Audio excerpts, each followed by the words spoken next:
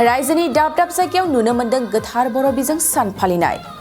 गुबुन गुबुन बर' बिजोंनि गुदि फरायसालि गेजेर फरायसालिफ्राव नुनो मोन्दों बर' बिजों सान फालिनायनि मेहेरगोनां हाबाफारि।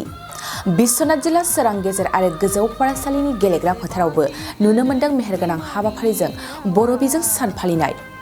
बिश्वनाथ जिल्ला बर' थुनलाइ आफाद आरो बिश्वनाथ जिल्ला एबसु जथायै सानसेनि मेहेरगोनां हाबाफारिजों गोथार बर' बिजों सान फालिदों। फरायसालिनि फोरोंगिरि गोबांथार फरायसाफोरनि बाहागो लानायाव गोथार बर' बिजों सान फालिनाया गाहामैनो खुंफुंजायो। गोथार बर' बिजों सान फालिनायजोंनो लोब्बा लाखिना बे समाव मा फोरमायखो आबुङै मिथिना ला। नोंथांमोननि चेनेलखौ गिबियाव बरायग्रोना लाबाय। दा जोंनि बे बर' बिजोंखौ फोथांनानै लाखिनायाव जोङो मैखोमै बाहागो लानांगौ जादों। खारन दिनैनि बे दिनाव सानफा एफा जोंनि बे बर' बिजोंखौ सरकारा एसेबाबो माने फोजोबनाय लामायाव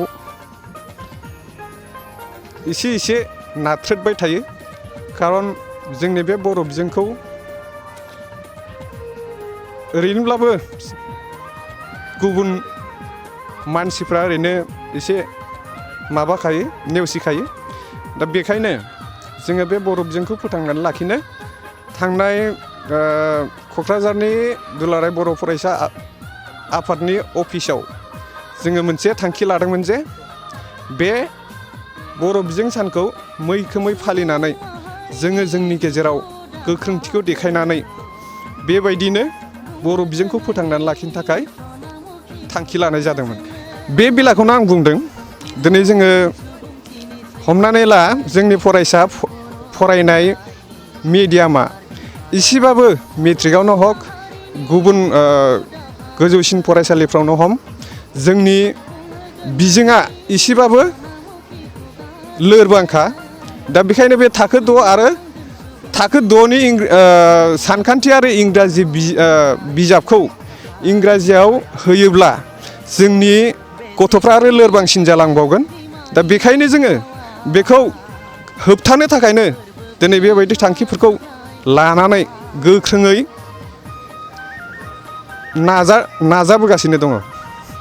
थाखो 8, 9 आरो 10 नि फरायसाफोरनि थाखाय मोनसे गोनां फोसावथाय। इम्पल्स आसामआ नोंथांनि थाखाय होदों अनलाइन टिउसन एप्सनि सुबिदा। बर' आरो एसामिस मोन्नैबो बिजोंनि 8, 9 आरो 10 थाखोनि बिगियान, सानखान्थि आरो इंराजि आयदायाव अनलाइन टिउसननि सुबिदाखौ होगोन। मोनफ्रोमबो आयदायाव दान मोनसेनि फिसआ 250 रांल' जागोन। 12 दाननि थाखाय फरायसानि अनलाइन टिउसनआ सोलिगोन। इम्पल्स आसाम अनलाइन टिउसन एपआव live class, online test, online assignment आरो डाउट क्लियारिं सेसननि सुबिदा मोननो हागोन। इम्पल्स आसाम अनलाइन टिउसन एपआव रोंगौथि गोनां एक्सपिरियेन्स फोरोंगिरिफ्रासो फोरोंगोन। गोसो गुदुं फरायसाफ्रा गाव गावनि मबाइलाव गुगोल प्ले स्ट'रनिफ्राय इम्पल्स आसाम एपखौ डाउनल'ड खालामनो हागोन।